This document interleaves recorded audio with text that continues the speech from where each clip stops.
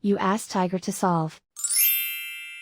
This deals with linear equations with one unknown. The final result is p equals 4. Let's solve it step by step.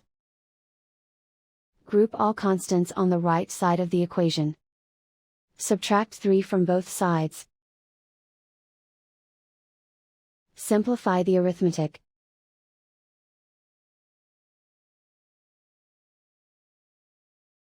Isolate the p. Divide both sides by -8. Cancel out the negatives. Simplify the fraction.